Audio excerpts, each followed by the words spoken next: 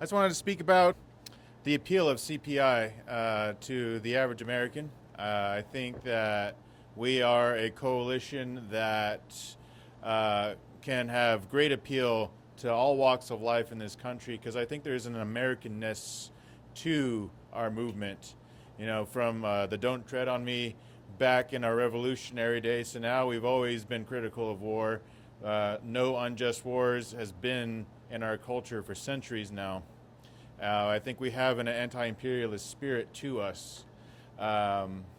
We believe in peace, nonviolence, self-defense only when necessary. I think that is a deep strain within us. We are very respectful of diversity in cultures. You know, we are a nation of immigrants, as many people say. We have an attitude of do what you will, you know, as long as you're not hurting anybody else. We are very tolerant to that, and these are all values that CPI also holds and also wants to see increase in our society. And our fight for freedom for people around the world is our expression of that as Americans, to help lift up the entire world. So that's one of the main reasons why I was attracted to CPI among all the possible options there are nowadays. This one really has a spirit to it. This one really has the chance that so many leftist groups, I think, are lacking and will never be able to achieve to those heights. You know, there was a time when we were using shortcuts in CPI. We were calling ourselves a communist organization. If you call yourself a communist organization, there's a bunch of people who will just show up because their identity is, oh, I'm a communist. And sometimes they might be in a Trotskyite group, and sometimes they might be in a Maoist group, but they love the self-identity of being a communist. But being a communist makes you an outlier in American society. It means you're somebody who's, you know, marginal, basically, and a lot of times they're attracted to that identity on the basis of being in opposition. And on top of that, there's something new happening in the world. I talked about yesterday in some of the speeches that were given. The Soviet Union and its model and way of doing things is not coming back. Imperialism is very much alive, and there's a heroic anti-imperialist movement around the world, but it's not the same.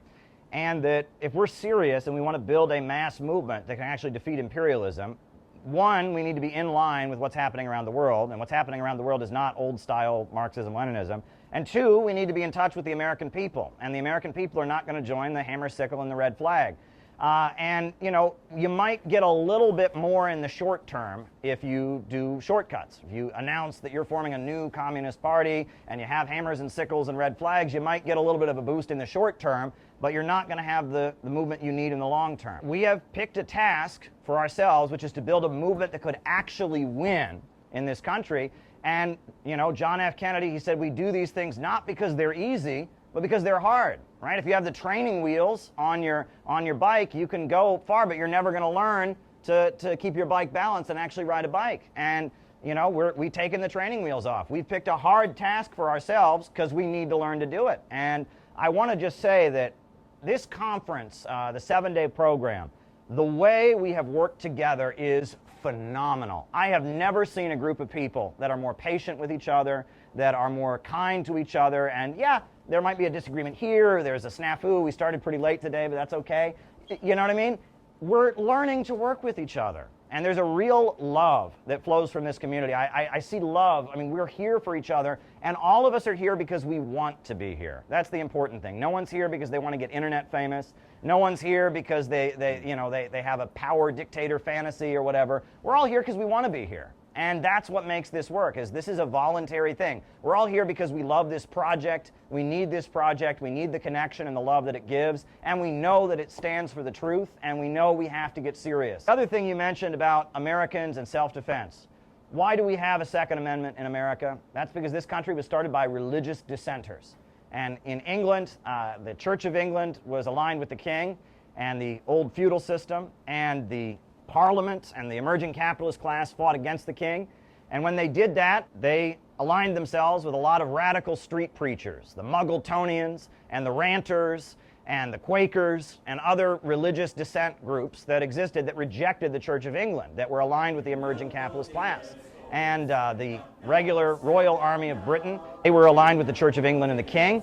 And so it was the Parliament and Oliver Cromwell, they built the new model army that was formed of religious dissenters. And they eventually won the war, and they cut the head of the King of England off.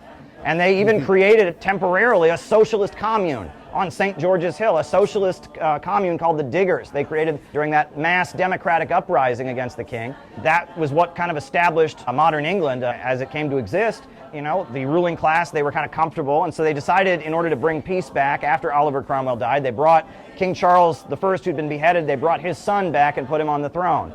And one of the first laws that King Charles II passed is that no religious dissenter may own a gun, because he didn't want a new uprising to be formed, and he saw those religious dissenters as radicals. And those religious dissenters saw that their right to defend themselves had been taken away, and so they started getting on boats and coming over to the New World, because they thought, if they're taking away our right to bear arms, we won't be able to defend ourselves if they want to do something else. And that's why when we passed our Constitution, it was rejected by the 13 colonies the first time it was proposed, and the only way it was accepted was with 10 amendments, the Bill of Rights. And the first amendment says, Congress shall make no law respecting an establishment of religion, meaning that there will not be a Church of England or a state church imposed on us. And it goes on to say, or restricting free exercise thereof, meaning that no one will ever tell you that you can't worship God in your own way, and that you will have your religious freedom. It also protected freedom of the press, freedom of speech, freedom of assembly. And then the Second Amendment was, you will never take away the right to bear arms. We will always be able to defend ourselves. So if we look at the history of why our country was formed, the history of English dissenters, the history of the right to defend yourself, the history of religious freedom, that's our heritage as Americans.